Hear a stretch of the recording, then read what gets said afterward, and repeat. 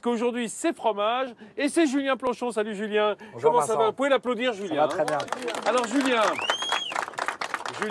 maître fromager, j'ai envie de dire, hein, il faut regarder cette table et on en est persuadé bien entendu, mais il a été également chroniqueur radio, télé, enfin, tu as goûté des médias. Julien. Exactement, ouais. Hein? Avec grand plaisir d'ailleurs. Alors, dans les Hauts-de-France, il y a beaucoup de fromages. On parle tout le temps, je sais pas, de la Normandie, on parle tout le temps de l'Auvergne, et on oublie ces Hauts-de-France où il y a quand même une variété de fromages extraordinaire de vaches. Vous avez tout à fait raison, il est important de le préciser et on a même la plus grande région fromagère de France. Alors ça va peut-être énerver certains Auvergnats ou des Rhône-Alpins. Ou de Rhône-Alpins par exemple, mais ceci dit, on a vraiment la région la plus productrice de France. On a quelques productions en Picardie et après tout est vraiment sur le Pas-de-Calais et sur le nord jusqu'à la frontière belge. Julien Planchon qui nous a apporté ce magnifique plateau. Alors, on a vraiment une variété incroyable. Là, qu'est-ce que c'est que ce fromage fleuri là, avec des fleurs de bourrache, il me semble, ou je sais pas, ou des bleuets, non plutôt? Exactement, principalement des bleuets, un fromage qui est produit à l'abbaye de Belleval, à côté de Saint-Paul-sur-Ternoise. Saint-Paul-sur-Ternoise, pour se situer, c'est à peu près à 45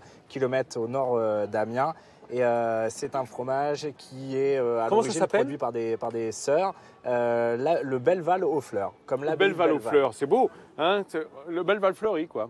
Alors, devant Émilie, il y a des maroilles.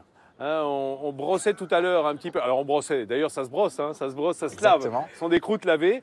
Devant Émilie, ça doit bien te déboucher les narines parce que d'être au-dessus d'un maroilles, non mais c'est puissant et à la fois très doux comme fromage. Il faut le dire. C'est comme le Munster, ça fait un peu peur parfois, mais la puissance est à l'extérieur, dans la croûte, et à l'intérieur, ça s'affine en douceur. Exactement, tout en finesse. Et c'est comme ça, c'est à ça qu'on reconnaît un fromage très qualitatif. C'est justement du fait qu'il ne soit pas fort. Un fromage qui est fort est un fromage qui est mauvais, un fromage qui a été mal affiné. Ah, voilà, ça c'est important à dire. Et surtout qu'ici, dans les Hauts-de-France, on l'aime avec un petit peu de crayeux au centre, hein, pas complètement affiné à cœur, il faut dire que c'est assez épais.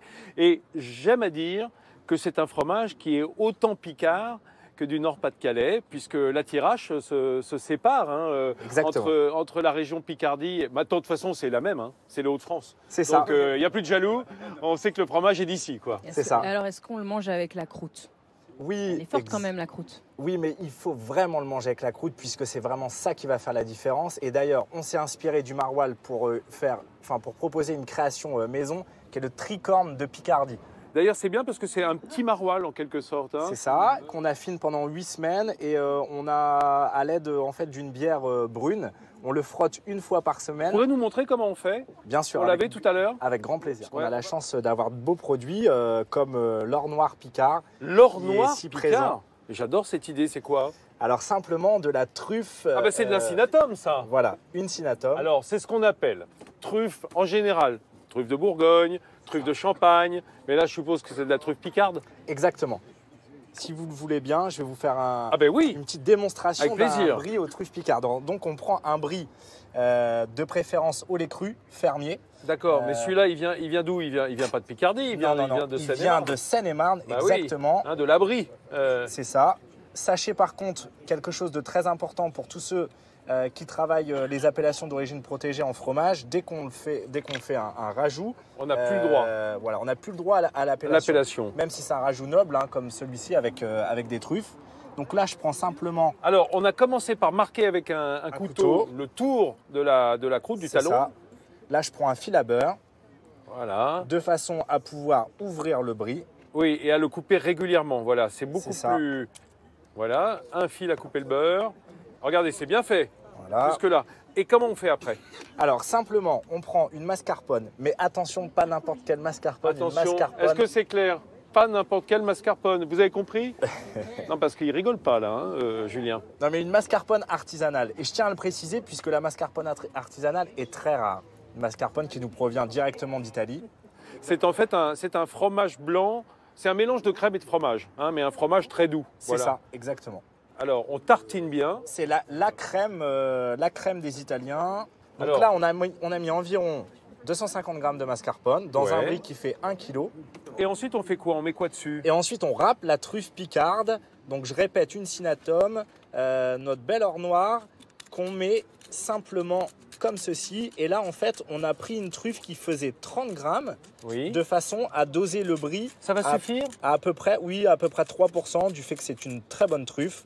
Il faut jamais en mettre moins que 3% parce qu'après, c'est trop léger. Et il n'y a plus qu'à refermer? Voilà, tout simplement à refermer. Et par contre, nous, après, on les met pendant à peu près 3 semaines en À affinage chez affiner, nous. de manière à ce Voilà. que ça se diffuse dans le fromage. Ce sont les fromages de ce plateau absolument superbe qui embaume. Moi, ça m'embaume les narines depuis tout à l'heure. Alors, on entend souvent parler de fromage à croûte lavée. Alors, on va passer carrément de la... Voilà, c'est de la bière brune, ça? La bière brune, la L-Belle de Picardie, en fait, qu'on utilise aujourd'hui 2 fois par semaine pour frotter le fromage. Ça veut Simplement dire la que vous croûte. passez dans vos caves d'affinage sur tous les fromages et chacun a son petit coup de brosse avec de la bière. C'est ça. On le fait, rassurez-vous, pas sur tous nos fromages, puisqu'on a quand même presque 800 fromages présents là sur la fromagerie. Ah oui, d'accord. Mais En sur tout ce cas, tricorne, sur ce tricorne, oui. on le bichonne. Et en plus, là, disons que ça réveille l'arôme de ce fromage. Combien de temps on va le laisser affiner, ce tricorne ou un maroilles? Pendant 6 à 8 semaines en fonction de l'évolution. Et en fait, ça, on le fait à l'œil. Grâce à la générosité et au travail de Julien Planchon, on va pouvoir déguster enfin. Nordine, là, devant vous, il y a un plateau de fromage. On peut rappeler qu'est-ce qu'il y a en dégustation pour les Amiénois et les Bien Amiénoises? sûr, donc du crémeux au safran de la baie de Somme, la D'accord. création maison. Ensuite, le fameux brie au fenouil marin et au salicorne de la baie de Somme. Alors donc avec un côté iodé, Exactement. bien entendu. Voilà. Et ça? Et ça, simplement, le cœur de Rollo, le fromage emblématique Picard, sans l'appellation, mais le cœur de Rollo quand même. Mais le rouleau, c'est proche du maroilles? C'est ça, c'est proche du maroilles et je dirais que c'est une saveur qui est encore plus concentrée, donc avec un petit peu plus de puissance.